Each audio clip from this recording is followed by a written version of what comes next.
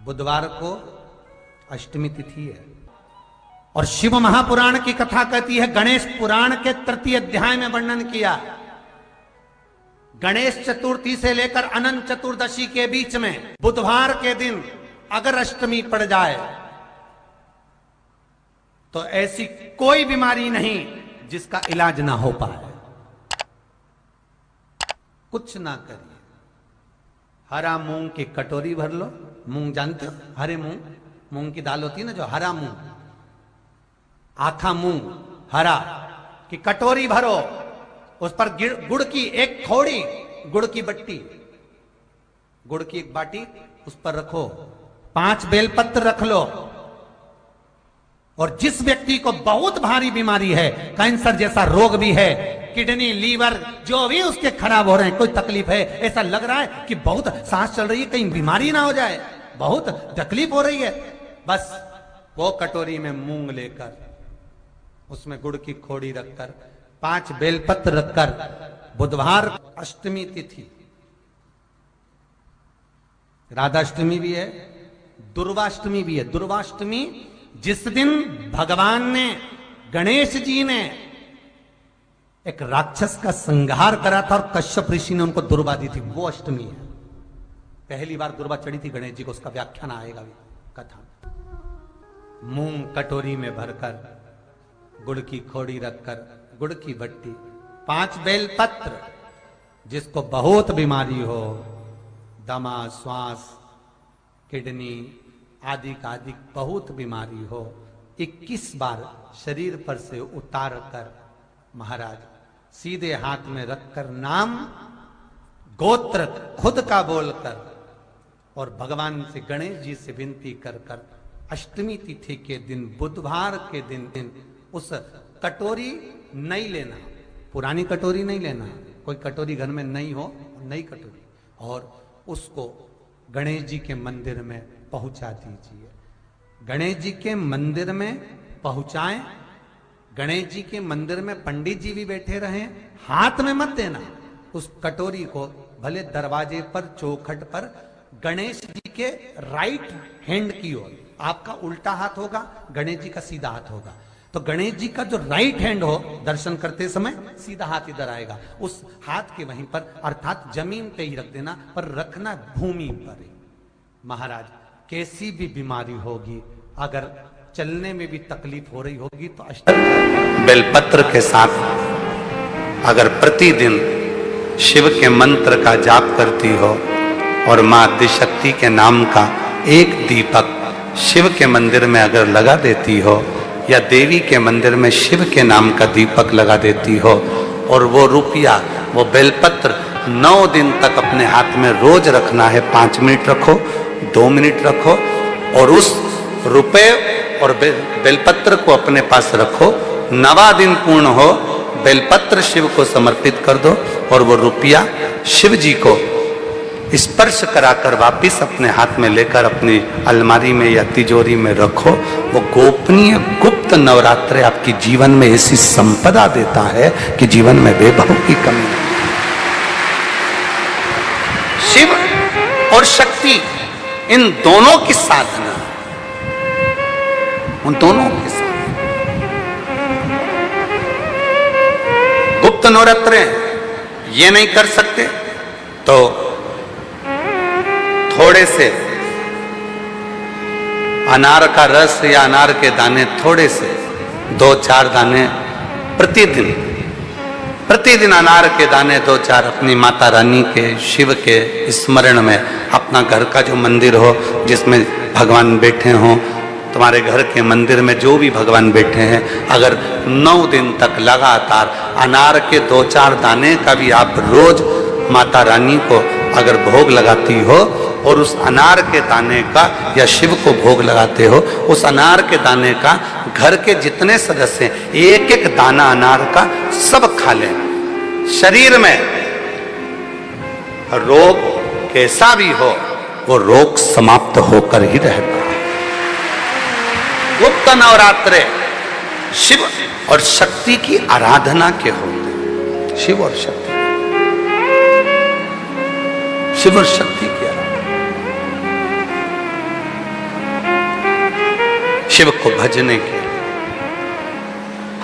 बाबा बाबा सब कहे और माता कहे न को,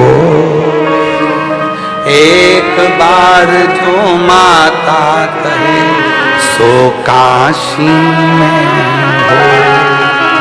जो माँ का स्मरण शिव के सामने करे और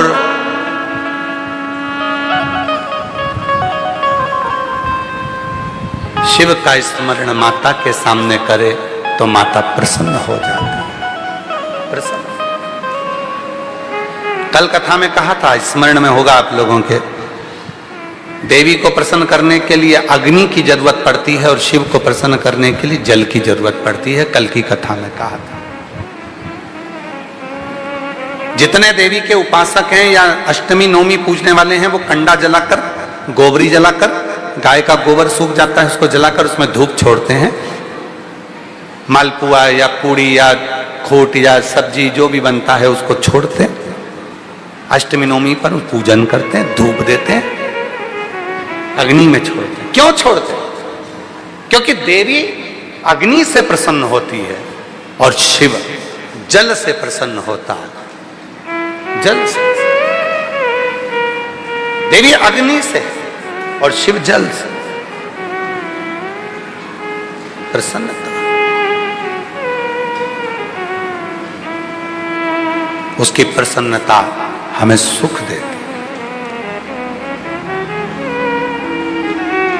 सुख। केवल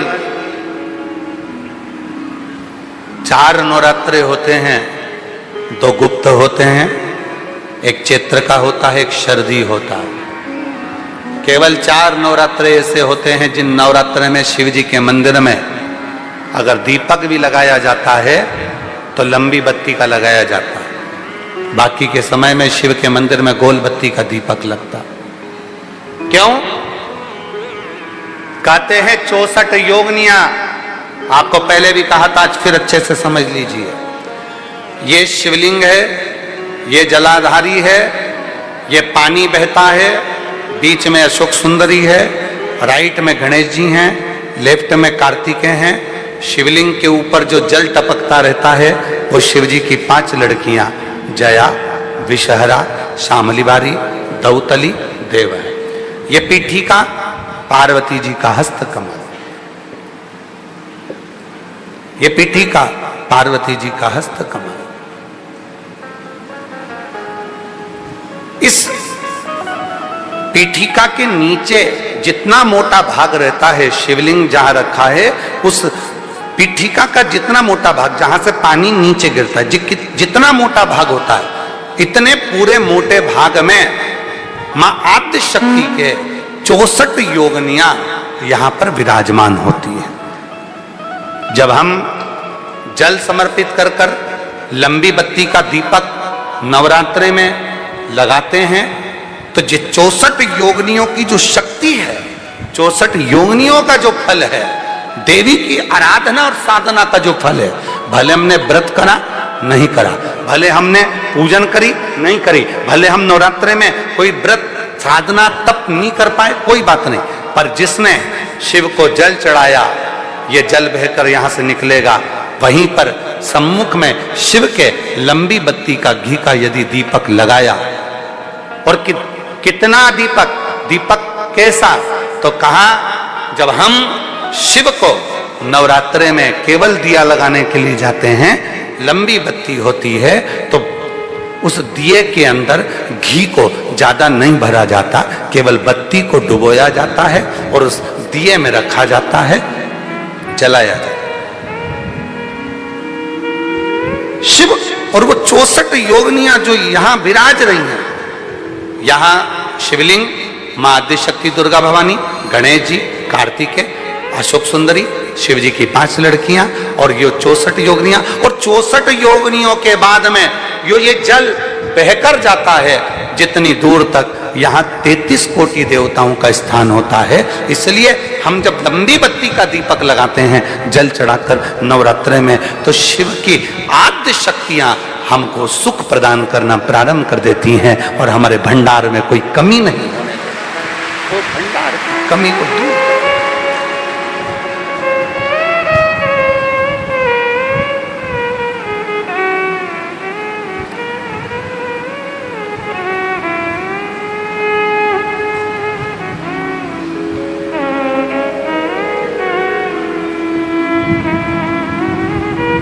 इसलिए कई लोगों ने तो गीत भी बनाया है, भजन भी बनाया है। वो कहते हैं ना, मैं तो लाई हूं दाने अनार के, मेरी मैया के 9 दिन बाहर के।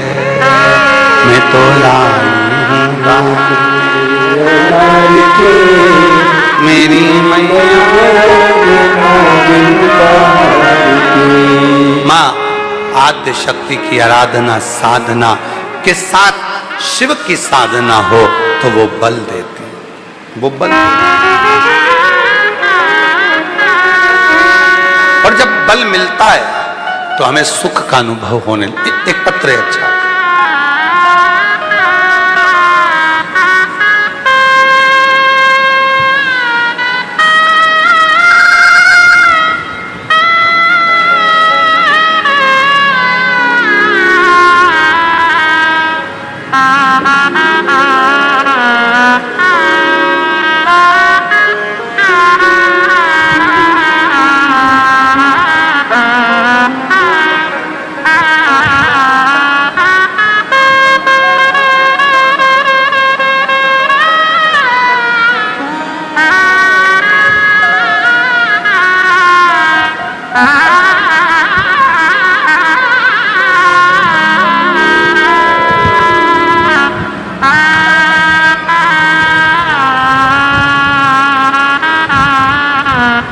मेरा नाम अर्चना तिवारी है।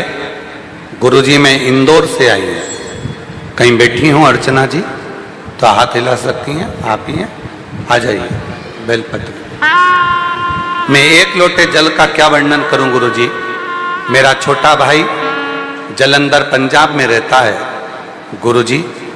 उसको 14 जनवरी 2025 में सिर में दर्द हुआ और दर्द होते से ही उसकी आंखों की पूरी रोशनी चली गई, उसको दिखना बंद हो गया। ऐसा कोई डॉक्टर नहीं था जिसका हमने इलाज ना करवाया। सारे बड़े बड़े डॉक्टरों को दिखाया, सीटी स्कैन कराया, MRI कराई, पर कोई हल उसकी आंखों का नहीं निकला। केवल सिर में दर्द हुआ था और उसकी दोनों आंखें चली गई, रोशनी बंद हो गई। गुरुजी हम हिम्मत हार गए। तब आपके द्वारा बताया गया रात्रि को 9:15 वाला उपाय, 1 लोटे जल में आंवला का डालकर शिव को समर्पित करना और उस जल को, चढ़ाए हुए जल को शरीर से लगाना। गुरुजी हम तो नहीं जानते कि आप कथा करते हो या शिव कथा करते हैं, पर इतना जरूर है कि वो 9:15 वाला जो उपाय था हमें बहुत बाद में मालूम पड़ा।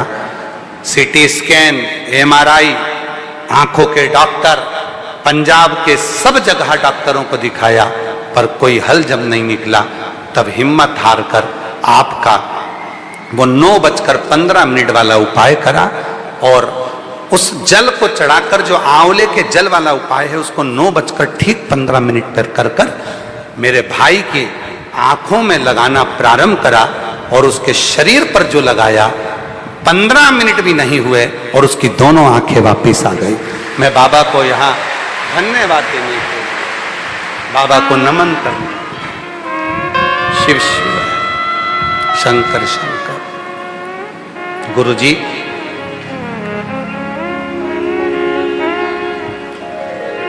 बाबा शिव सबकी सुनता है। एक पत्र और है, मेरा नाम नमन, मेरा नमन प्रणाम। मेरी पत्नी का नाम सुनीता तिवारी है, नेहरू नगर ललितपुर उत्तर प्रदेश की रहने वाली हूँ। कहीं बैठी हो तो हाथ हिला सकती हैं।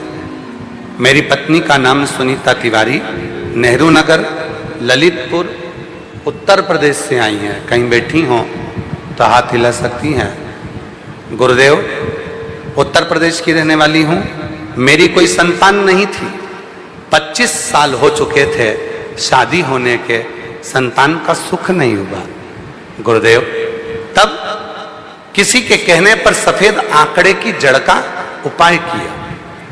25 साल तक जब संतान नहीं हुई, आ जाओ बच्चे को लेकर आ जाइए, 25 साल तक जब औलाद नहीं हुई, तब किसी के कहने पर सफेद आंकड़े की जड़ का उपाय किया और बाबा ने ऐसी कृपा करी गुरुदेव, टीवी के सामने कथा सुनती, वहां की मिट्टी को अपने गर्भ पर लगा लेती। लोग मुझे देखकर हंसते, किसी और वाला बाबा की कथा सुनकर आसन उठाती और वहीं की मिट्टी को पेट पे लगा लेती। बाबा शिव पुराण की कथा में कुछ तो है बाबा, वरना 25 साल कितने डॉक्टर, कितने वेद, कितने आयुर्वेद, सबको दिखाया, सब जगह से खाली आई और केवल टीवी के सामने कथा सुनकर उस मिट्टी ने ऐसा कमाल कर दिया कि 25 साल के बाद मेरे घर में जुड़वा बच्चों ने जन्म लिया, एक लड़का एक लड़की, दोनों जन्म लिया। 25 साल के बाद मेरे घर में जुड़वा बच्चों ने जन्म लिया, एक लड़का एक लड़की। आज मैं बाबा को धन्यवाद करने के लिए आई हूं। बाबा कि तू सुनता है, हमको नहीं लगता कि शिव कैसे सुनता है, पर इतना जरूर है बाबा, जब भी कुबरेश्वर बाबा का नाम लिया जाए और श्री शिवाय नमस्तुभ्यम कहकर शिव पुराण की कथा सुनी जाए तो बाबा टीवी के सामने बैठकर भी गोदी भर देता है। मेरे पति का नाम मुकेश तिवारी है, मेरा नाम सुनीता तिवारी है। हम नेहरू नगर ललितपुर उत्तर प्रदेश से यहाँ आए हैं। शिव शिव है, शंकर शंकर।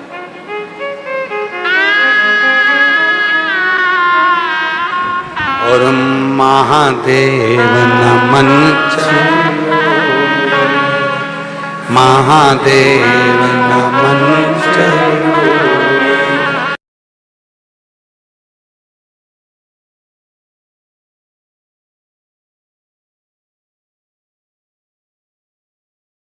बोला करो, अच्छे से बोला करो, जिससे बाबा सबकी झोली भरे तो तुम्हारी भी भरे। महादेव नमन स्वीकार कीजिए, सबका किया है मेरा भी उद्धार कीजिए, उद्धार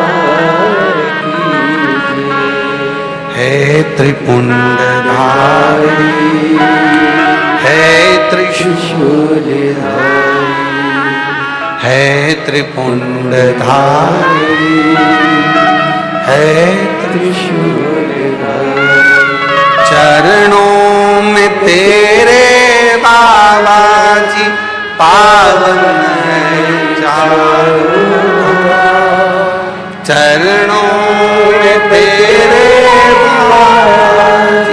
पावन है चारों, तेरी देव करते वंदना, पूजे सितारा, तेरी देव करते वंदना, पूजे सितारा। हो जाए पूरी कामना, हो जाए पूरी कामना, उपकार। आप ही के भाई पंजाब में रहते हैं, जिनकी दोनों आंखें चली गई थी और शिव की कृपा से, बाबा की कृपा से पुनः वापिस आई। एक बार जोरदार ताली।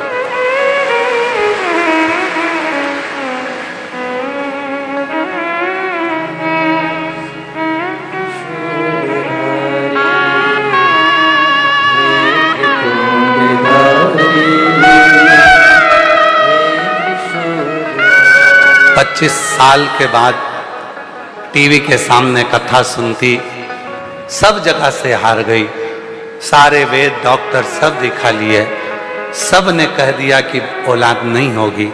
तब सफेद आंकड़े की जड़ को बांधा, टीवी के सामने आसन बिछाकर बैठ जाती आसन उठाकर वहीं की मिट्टी को गर्भ पर लगाती और 25 साल के बाद जुड़वा बच्चों ने जन्म लिया।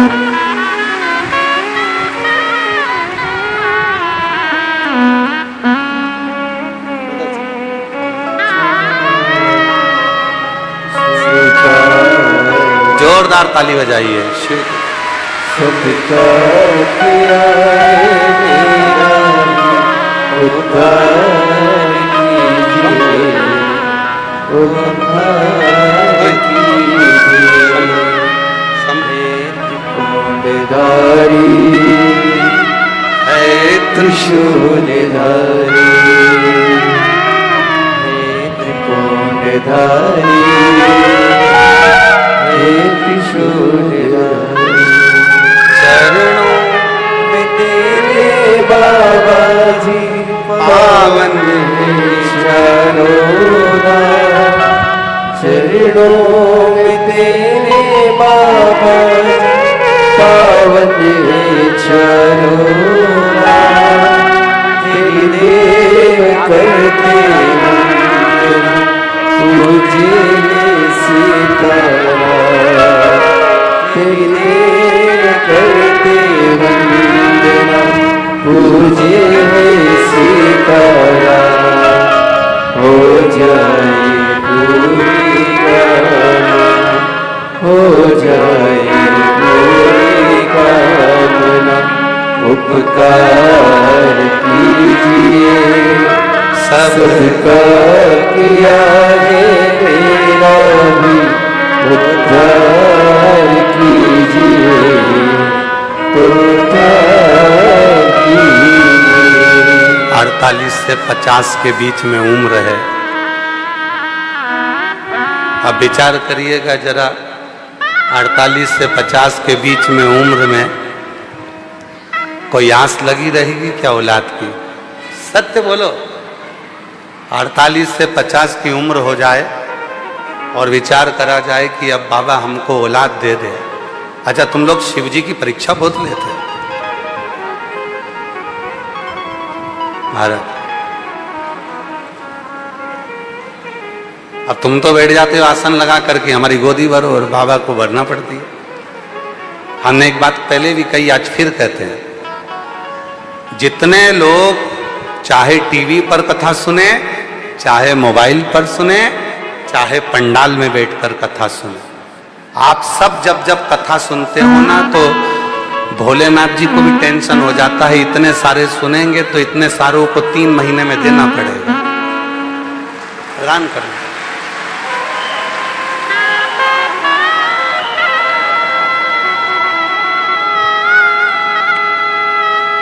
देना पड़ेगा, इंतजार करो। और शुद्ध जब भाव होता है, शुद्ध निर्मल मन सो मोहि, जब शुद्ध भाव से हम भगवान को भजते हैं, पुकारते, वो सुनता।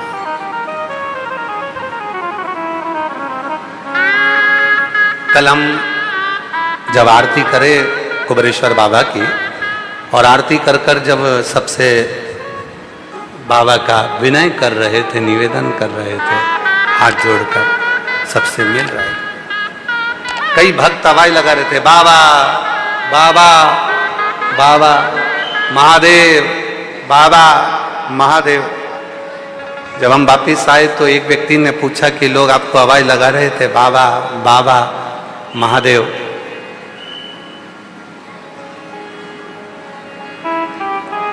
आप रुके नहीं। हमने कहा वो हमको नहीं कह रहे थे, वो कुबेरेश्वर बाबा से कह रहे थे, क्योंकि झोली वो भरे।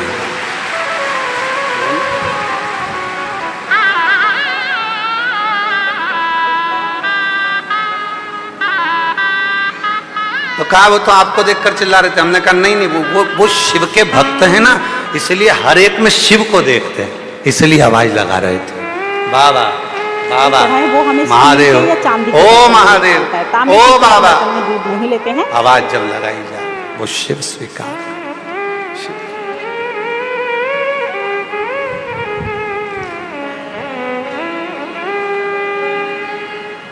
एक भरोसा। तुमरुका जी ने कहा, सबसे सरल तरीका यदि शिव को पाने का है तो एकांत में बैठकर उसके मंत्र का उच्चारण करना पड़ा, उसको पुकार। आज कथा की शिवरात्रि है, कल कथा यही 1 बजे से 4 बजे तक होगी और विराम हो जाएगी। कथा की शिवरात्रि है, कुबेरेश्वर बाबा की भूमि है। भले आप टीवी पर सुन रहे हो, चाहे मोबाइल पर सुन रहे हो, चाहे बाबा के इस पवित्र प्रांगण में पंडाल में सुन रहे हो, और इतना विश्वास जरूर है कि मेरा बाबा आपको खाली नहीं रखेगा, झोली जरूर भरेगा।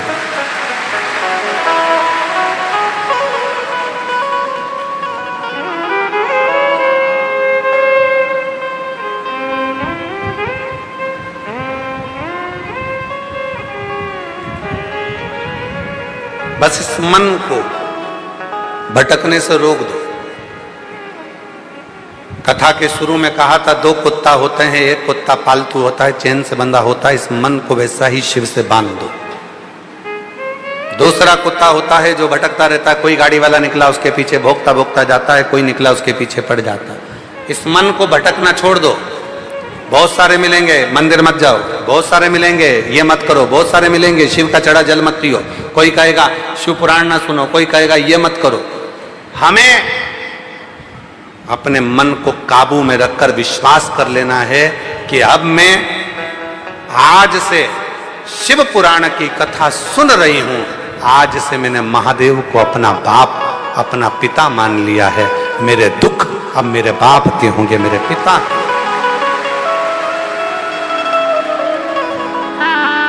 घर में चढ़ाऊं, चाहे मंदिर में चढ़ाऊं, चाहे बेलपत्र के पेड़ के नीचे चढ़ाऊं, चाहे शमी के पेड़ के नीचे चढ़ाऊं, पर 1 लोटा जल चढ़ाऊंगी और मेरे बाबा को मैं रिझाऊंगी।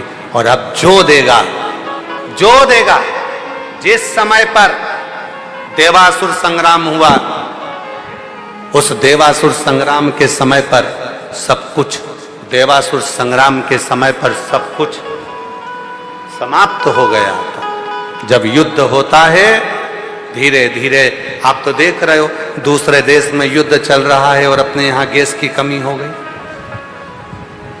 दूसरे देश में युद्ध चल रहा है, डीजल पेट्रोल की कमी हो जाती है।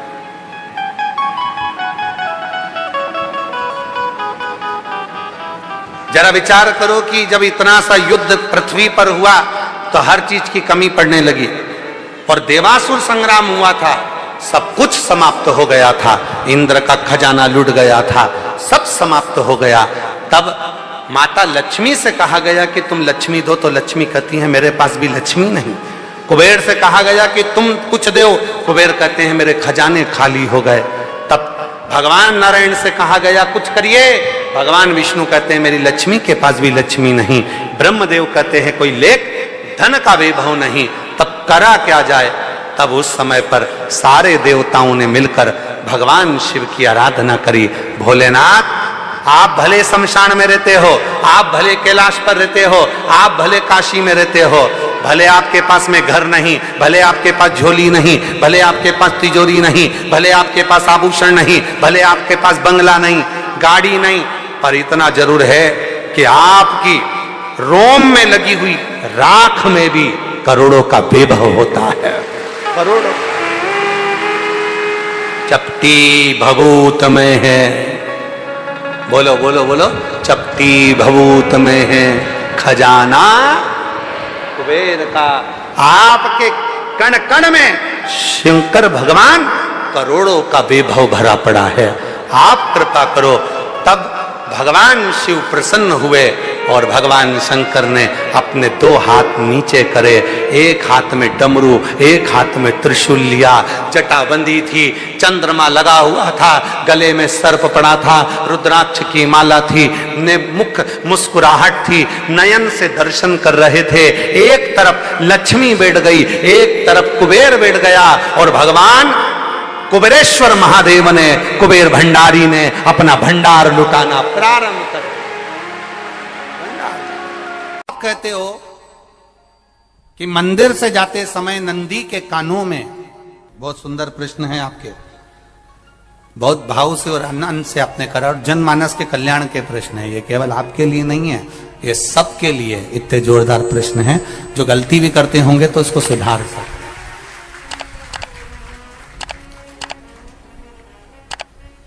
आपने कहा कि नंदी के कानों में कहना चाहिए, लोग हंसते हैं, कहते हैं बताओ वो नंदी के कानों में भगवान को कहना चाहिए। वैसे तो हम आपको एक बात बता दें कि दुनिया के लोग किसी दूसरे धर्म की कभी हंसी नहीं उड़ाते। दुनिया के लोगों को दूसरे का धर्म अच्छा लगता है। दुनिया के लोग सबसे ज्यादा हंसी उड़ाते हैं तो हमारे सनातन धर्म की ही उड़ाते हैं, और जी खुद उड़ाते हैं, दूसरा उड़ाने वाला नहीं होता। दूर के ढोल हमें समझ में आते हैं, उसका धर्म हमें समझ में आ गया, उनके यहाँ क्या है, ऐसा है, आओ कुछ नहीं, उनके धर्म में ऐसा है, कितना आनंद हमें दूसरे के धर्म में लग रहा है, और हमारा सनातन धर्म हमको बुरा लगता है। हमारे सनातन धर्म हमें बुरा लगने लगा। अरे भाई, लोग कहते हैं कि नंदी के कान में कहते हो, ये कोई हमारे पुराणों में या शास्त्रों में लिखा है? भगवती बहन साहू, आपको धन्यवाद देना चाहूंगा और एक बात कहना चाहूंगा, जितनी भी शिव महापुराण के अंतर्गत चाहे उपाय जो बताए जाते हैं कि बेलपत्री ऐसे चढ़ाना, काली मिर्च ऐसे चढ़ाना, चावल ऐसे चढ़ाना, धतूरा का क्या महत्व है, शमी के पत्ते का क्या महत्व है, बेलपत्री के पत्ते का क्या महत्व है, ये जितनी भी बातें बताई जाती हैं ये सब पुराण के अंतर्गत से बताई जाती है। अब दुनिया के लोग इसको चाहे टोटका कह दें, चाहे दुनिया के लोग इसे टोना कह दें, पर पुराण से हटकर कुछ नहीं। और आप लोगों को अगर बोला है कि नंदी के कान में कहकर भगवान शंकर के मन में बात पहुंचे, तो ये क्यों कहा, तो ये भी हमारी शिव महापुराण में लिखा है, जलंधर के चरित्र में। कोई आपसे कहे कि नंदी के कान में बोलने से क्या होता है, ये जलंधर का चरित्र कह रहा है। मां पार्वती जी का हस्त कमल पकड़कर जलंधर लेकर जाने लगा।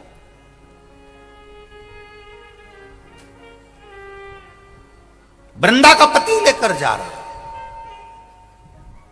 वृंदा तो भगवान की भक्ति में लीन रहती थी, उसको तो जलंधर को सबसे ज्यादा तकलीफ थी नारायण से, पर शिव के पास आ गया, क्योंकि ईर्षा प्रवृत्ति, अभी कथा में कहा, कोई कोई ऐसा होता है जिसको तुमसे बेर नहीं होता तो भी अंदर से ईर्षा जाग जाती है। कोई कोई ऐसा होगा जिसको अंदर से ईर्षा जागती है, अपने आप अंदर से ईर्षा जागती है, उसका कोई बेर नहीं, पर ईर्षा जाग रही, भीतर से ईर्षा जाग। ना आप उससे मिले हो, ना कभी वो आप उसके सामने बैठे हो। कई लोग किसी ना किसी की बुराई करते हैं तो हम लोग पूछ भी लेते हैं, क्यों साहब उनसे मिलकर आए हो क्या तुम? कभी नहीं मिल किया, कभी उनका सामना हुआ नहीं हुआ, तो फिर बुराई क्यों कर रहा? एक ने कर दी थी इसलिए हमारे ध्यान में था तो हमने भी कर दी। लो, वो कुआं में डूब के मरेगा तो तू भी मरेगा का? नहीं। नंदी सामने बैठा है, गणेश जी को मालूम पड़ गया, कार्तिकेय को मालूम पड़ गया, मां पार्वती जी का हस्त कमल जलंधर ने पकड़ लिया और लेकर चला। मालूम पड़ गया, तब नहीं रहा गया। गणेश जी को क्रोध आ गया और गणेश जी महाराज आए, शिव जी को जगाने लगे, पिताजी पिताजी पिताजी कर कर जगाया, उठो पिताजी, पिताजी उठिए, पिताजी जागिए, पिता को जगा रहे हैं। भगवान शंकर नहीं उठे, तप में लीन थे। क्या करें हम? जलंधर के पास में इतना बल है, इतना बल है, और पिता की आज्ञा नहीं होगी तो हम कैसे मार देंगे इसको? मारने को तुम मार दे। मां ने आज्ञा करी थी कि जलंधर उसको तारकासुर को मार दो, तो कार्तिकेय ने तारकासुर को मार दिया। शिव जी की आज्ञा नहीं तो हम इसको कैसे मारें? क्या करें?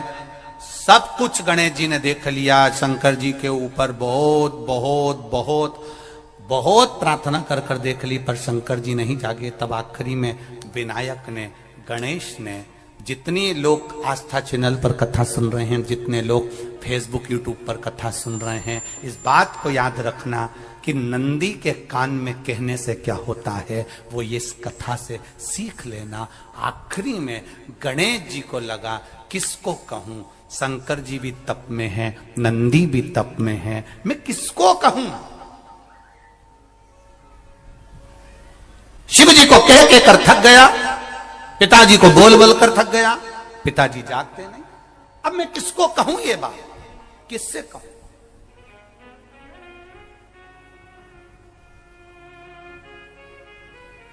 विनायक गए सीधे अब नंदी के पास में। नंदी भी तप में लीन थे, शंकर जी की ओर मुख था, शंकर जी की ओर मुख था। गए और जाकर तुरंत विनायक ने नंदी के कानों में जाकर कहा, नंदीश्वर, मैया का हाथ पकड़कर जलंधर लेकर जा रहा है, पिताजी तप में लीन है, कृपा करिए ना। बस केवल नंदी के कान में कहा, गणेश जी दूर हट गए। नंदी के कान में कहा, शंकर जी के नेत्र खुल गए, शिव जी के नेत्र खुले। ध्यान देना जरा, इस शिव महापुराण की, आशुतोष शिव महापुराण की कथा, जो कथा यहां कही जा रही है, चढ़ाई वो हमें स्टील के या चांदी के बर्तन में लेना होता है। जरा ध्यान देना संवाद पर, जितने लोग आस्था चैनल पर, जितने फेसबुक यूट्यूब पर सुन रहे हैं, सनातन धर्म की हंसी उड़ाने वाले कह देते हैं नंदी के कान में कहने से क्या होता है, नंदी के सामने जाकर बोलने से क्या होता है, नंदी के पास बैठकर बोलने से क्या होता है, नंदी के पास बैठकर शंकर जी का मात्र दीदार करने से क्या होता है, दर्शन करने से क्या होता है, वो अच्छे से समझ लेना। जो लोग सनातन धर्म पर उंगलियां उठाते हैं वो अच्छे से समझ ले इस बात को।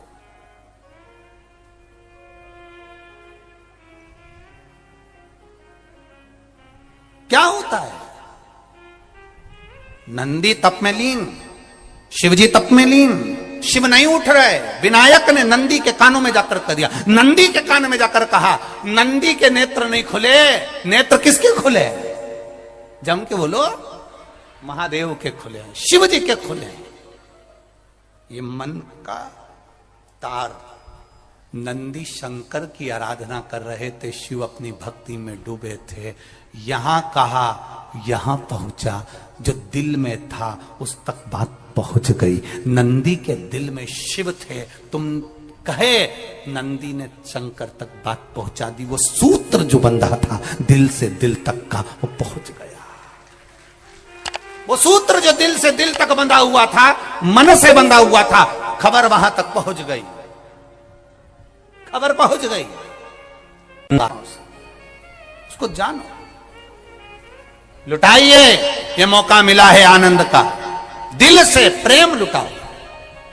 नंदी से कहा, नंदी ने देवादिदेव महादेव से नहीं कहा। केवल नंदी आंख बंद कर कर बैठे थे, कहते से ही भगवान गणेश के शब्द शिव जी तक पहुंच गए। शिव जी के नेत्र खुल गए और उन्होंने जलंधर के पास पहुंचकर पार्वती जी का हस्त कमल छुड़वाया। जरा विचार करिएगा, आप नंदी से कहते हो मेरे महादेव तक बात पहुंच जाती है। आपको केवल नंदी से प्रेम से कहना है, नंदीश्वर मेरे बाबा, ए मेरे बाबा, आप रोज शिव जी को लेकर भ्रमण पर निकलते हो, मुझे बहुत दुख है, आप मेरे दुख को मिटाने के लिए मेरे दरवाजे पर क्यों नहीं आते? नंदीश्वर से कहा, शिव जी तक बात पहुंच जाएगी, शंकर के नेत्र आपके लिए खुल जाएंगे और महादेव आपके यहां खड़ा मिले, मेरा महादेव आपके पास में खड़ा मिले। आशुतोष महापुराण की कथा कहती है, लोग कहते हैं नंदी को कहने से क्या होता है, ये शिव तत्व की कथा आशुतोष शिव महापुराण कह रही है। कहा वहां तक पहुंचा, दिल से दिल का कंठ। जो भगवान नंदी के कानों में कुछ कहकर आते हैं, बोले हो कभी? सीधे बोल देते हो क्या जाकर? नंदी के कानों में कहने का भी एक तरीका है, आप लोगों को मालूम होगा वो तरीका, नहीं मालूम? ये बेलपत्री की जो डंडी रहती है ना, बीच का जो भाग है, ध्यान दिए ना जरा सा, ये बीच की जो डंडी है